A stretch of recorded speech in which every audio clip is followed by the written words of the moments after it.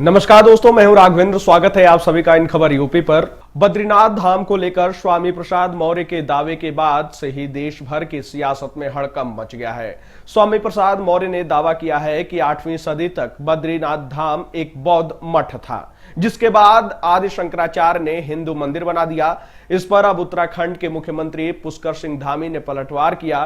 धामी ने कहा कि महागठबंधन की सदस्यता सपा के नेता स्वामी प्रसाद मौर्य का यह बयान उनकी देश और धर्म विरोधी सोच को दर्शाता है। उन्होंने कहा कि स्वामी प्रसाद के नाम के आगे स्वामी है, कम से कम उन्हें ऐसे बयान देने से पहले सोचना चाहिए।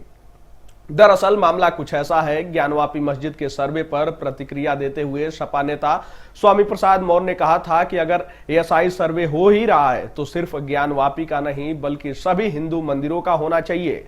अधिकांश मंदिर बौद्ध मठों को तोड़कर बनाए गए हैं। गड़े मुर्दे उखाड़ने की कोशिश की जाएगी तो बात बहुत दूर तक जाएगी। हम ऐसा नहीं चाहते। हम चाहते हैं कि भाईचारा बना रहे।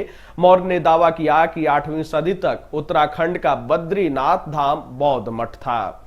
आदि शंकराचार्य ने उसे हिंदू मंदिर बनाया।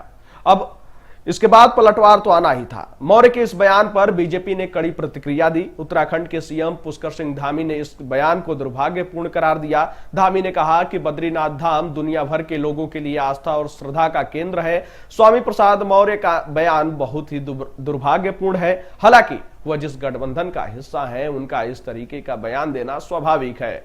जो लोग तुष्टीकरण में विश्वास करते हैं लेकिन उनके नाम के आगे स्वामी है, कम से कम उन्हें ऐसा बयान देने से पहले सोचना चाहिए। धामी ने इसके लिए ट्वीट भी किया और लिखा कि ऐसा विचार एसआईएमआई और पीएफआई की विचारधारा के वर्चस्व को भी प्रकट करता है। अपने ट्वीट में धामी ने लिखा, करोड़ों श्रद्धालुओं की आस्था के केंद्र भू वैकुंठ श्री बद्रीनाथ धाम पर समाजवादी पार्टी के नेता द्वारा की गई टिप्पणी दुर्भाग्यपूर्ण है। महागठबंधन के एक सदस्य के रूप में समाजवादी पार्टी के एक नेता द्वारा दिया गया यह बयान कांग्रेस और उसके सहयोगियों की देश व धर्म विरोधी सोच को दर्शाता है। यह विचार इन दलों के अंदर एसआईएमआई और पीएफआई की विचारधारा के वर्चस्व को भी प्रकट करता है। हालांकि स्वामी प्रसाद मौर्य यही नहीं रुके। उन्होंने बयान को लेकर जो भी चर्चा चल रहा है उस विवाद पर भी तंज कसा। स्वामी ने कहा, आखिर मिर्ची लगी ना, अब आस्था याद आ रही है।